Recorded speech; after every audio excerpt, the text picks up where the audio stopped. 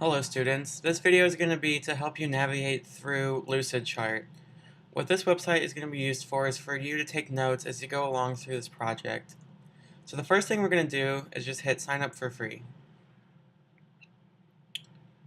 And what's going to come up is a bunch of different options, and what you want to do is just hit the one that says free sign up. So you're going to put your name, your email, and a password you want for this website, or if you have a Google account, you can just hit sign up with Google. So now that I'm all signed in, this is what's going to come up. It's going to have documents you already have, it's going to have shared documents, or all these other options. And what you want to do is click New Document. So it's going to give you some templates, but what I recommend for this project is to just start from a blank flowchart.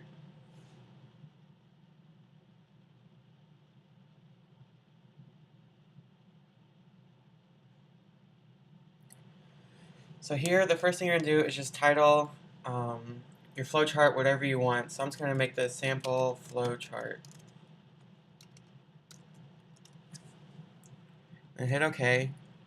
And now what comes up is this whole grid where you have all the space to make a flowchart to help you keep track of thoughts and to help take note of what you've found. So first, to start about going about it, because this project is about comparing both Texas and Indiana plants and animals, what I recommend is starting with 2 boxes at the top, and you can label one Indiana and another Texas. And as you see, all it takes to get a new box is to just go over to the side, click it, and drag it out. And then you can double click to get into the text. And so once you've done that, you have your two starting points. And what you can do from here is make subcategories. So under here you might have plants. So now you have Indiana plants, and then you can pull out another and make one for animals, if it'll do it with me. And so you can have 2, and then if you unclick from it, what you can do is if you start right under this box, when you drag, this line will follow you.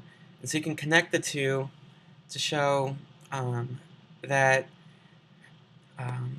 this box is connected to this. So what it's saying is now you have Indiana plants, and you would change this to animals. And then from here you can keep creating more and more boxes down here of different types of plants that you find, different animals you observe as you're doing your research. And it's just a good way of keeping track of everything you found. And then you can do the same thing over for Texas. And then at the end it just has it all right here next to each other so that you can go back and look at what you found from each and decide if there's any other similar plants, similar animals, or if they're all different.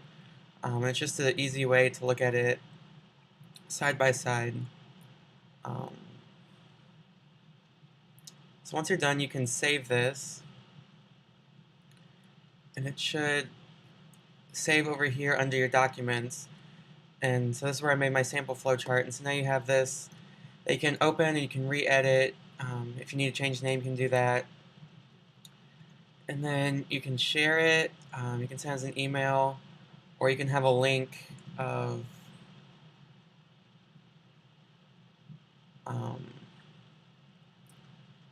get a link that you can then post on, that you can share as an email. You can save so that you can put it on a document if you need to have someone else look at it, or if you need to share it with a teacher. So there's just different ways you can do that. But you can always just come back and look at what you've already made, so that later in the project, if you need to add more, if you need to reference it, it's always right here and always ready for you to work on.